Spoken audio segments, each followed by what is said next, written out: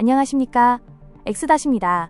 오늘 브리핑에서는 호르무즈 해협 봉쇄로 인한 사상 초유의 글로벌 에너지 쇼크와 이에 대응하는 각국의 비상조치, 그리고 국내의 중대한 정치사회적 속보 등 긴박하게 돌아가는 주요 현안 10가지를 완벽하게 구조화하여 분석해드립니다. 해외 데스크 요약입니다. 이란 전쟁의 여파로 호르무즈 해협이 전면 봉쇄되면서 글로벌 석유 공급망의 20%가 마비되는 초유의 사태가 발생했습니다. 이에 따라 미군 해병대 3,500명이 서아시아에 긴급 전개되며 영내 긴장이 최고조에 달하고 있습니다. 또한 인권 유린 문제로 유럽 수출길이 막힐 위기에 처한 파키스탄 소식과 테니스 여제 사발렌카의 전무후무한 역사 달성, 그리고 각국의 피말리는 에너지 수요 관리 돌입 상황을 정리했습니다.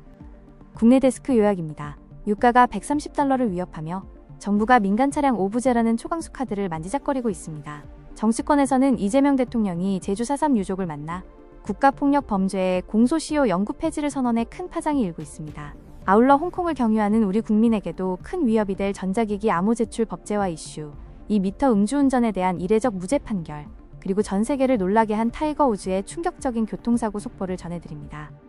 첫 번째 핵심 분석입니다. 현재 호르무즈 해협이 완전히 봉쇄되면서 글로벌 에너지 공급망이 셧다운되었습니다. 전 세계 석유의 20%, LNG의 21%가 발이 묶이며 브렌트유는 배럴당 최고백 $26까지 폭등했고 해상보험료는 600%까지 치솟았습니다. IEA 사무총장은 이를 1970년대 오일 쇼크를 능가하는 역사상 최악의 공급 중단으로 규정했습니다. 해운사들이 잇따라 희망봉으로 우회하면서 운송비용이 기하급수적으로 증가해 전 세계적인 인플레이션과 스태그플레이션 위기가 현실화되고 있습니다. 두 번째 소식입니다. 미국이 서아시아 지역에 20년 만에 최대 규모의 군사력을 집결시키고 있습니다. 3,500명의 해병대와 스텔스 전투기를 탑재한 강습 상륙함 USS 트리폴리가 중동에 전격 투입되었는데, 군사 전문가들은 이를 단순한 해상 타격이 아닌 지상 상륙 작전을 위한 포석으로 해석하고 있습니다. 현재 미 중부사령부는 11,000회 이상의 전투 비행을 마쳤으며 펜타곤은 1만 명 규모의 지상군 추가 파병과 이란 하르그 섬 점령까지 검토하고 있어 영내 무력 충돌이 걷잡을 수 없이 확대될 전망입니다. 세 번째, 파키스탄 경제의 생명줄이 끊어질 위기입니다. 파키스탄이 유럽연합의 무역특혜인 GSP 플러스 지위를 박탈당할 위기에 처했습니다. 유엔 인권이사회에서 임란 칸 전 총리에 대한 독방 감금과 가혹행위 등 광범위한 인권 침해가 폭로된 여파입니다. 만약 EU가 특혜 지위를 철회할 경우 파키스탄 수출품의 66%의 관세가 부활하여 연간 최대 $90억 달러의 천문학적 손실과 수출 산업 종사자 300만 가구의 대량 실업 사태가 촉발될 절체절명의 위기입니다. 네 번째, 해외 스포츠 소식입니다. 세계 랭킹 1위 아리나 사발렌카 선수가 마이애미 오픈에서 미국의 코코 고프를 2에서 1로 꺾고 우승을 차지했습니다. 이로써 사발렌카는 인디언 웰스와 마이애미 대회를 한 해에 휩쓰는 이른바 선샤인 더블을 여자 테니스 역사상 5번째로 달성했습니다.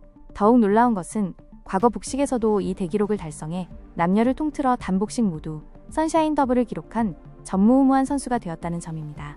올해만 23승 1패라는 경이로운 성적으로 명실상부한 하드코트의 최강자임을 증명했습니다.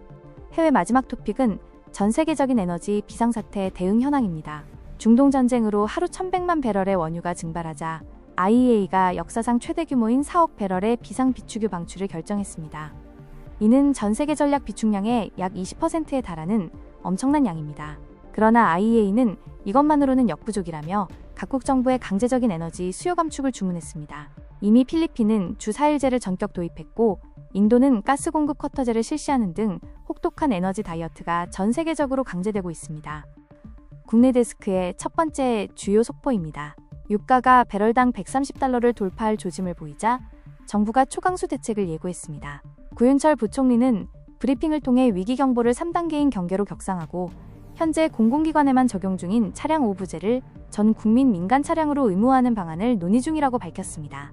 이와 함께 물가 자극을 최소화하기 위해 국채 발행 없이 초과 세수만을 활용해 25조 원 규모의 매머드급 민생지원 추경 예산안을 신속히 투입할 계획입니다. 국내 두 번째 뉴스입니다. 이재명 대통령이 제주 4.3 유족들과 만나 국가폭력 범죄에 대한 공소시효와 소멸시효를 완전히 폐지하겠다는 강력한 구상을 발표했습니다. 대통령은 과거 국가폭력 가해자들을 나치 전범 수준으로 규정하고 그들이 살아있는 한 끝까지 형사 책임을 묻겠다고 경고했습니다. 심지어 가해자가 사망하더라도 물려준 상속재산의 한도 내에서 자손들에게까지 배상 책임을 지게 하고 과거 독재 정권 부역자들의 훈장을 전면 박탈하는 등 인권 중심의 국정 기조를 명확히 했습니다. 세 번째 이슈는 홍콩발 안보 규제 소식입니다. 홍콩이 국가보안법을 대폭 강화해 홍콩을 경유하는 단순 외국인 여행객에게까지 스마트폰 등 전자기기의 비밀번호 제출을 강제하는 법안을 전격 시행했습니다. 비밀번호를 안 주면 징역 1년에 처해질 수 있다는 내용에 미국은 즉각 자국민들에게 안보 경보를 내렸고 중국은 미 총영사를 초치해 내정 간섭이라며 맹비난하며 맞붙었습니다. 디지털 검열이 일상화되면서 홍콩을 오가는 우리 국민들과 기업들의 치명적인 정보 유출 및 사법 리스크가 우려됩니다. 네 번째는 많은 논란을 낳고 있는 사법부 판결입니다. 만취 상태에서 차를 2m가량 움직인 50대 운전자가 1심 법원으로부터 무죄 판결을 받았습니다. 이 남성은 대리운전을 부른 뒤 조수석 쪽에서 지갑을 꺼내려다가 두꺼운 패딩에 기어가 밀려 실수로 차가 움직인 것이라고 주장했는데요.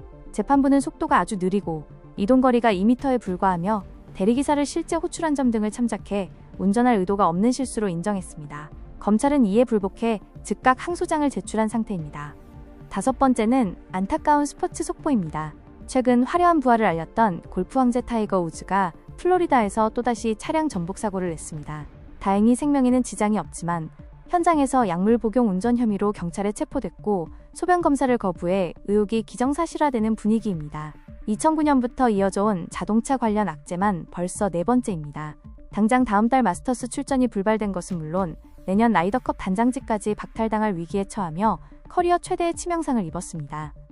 데스크 총평입니다. 현재 글로벌 정세는 2026년 이란 전쟁이 촉발한 퍼펙트 스톰의 한가운데 갇혀 있습니다.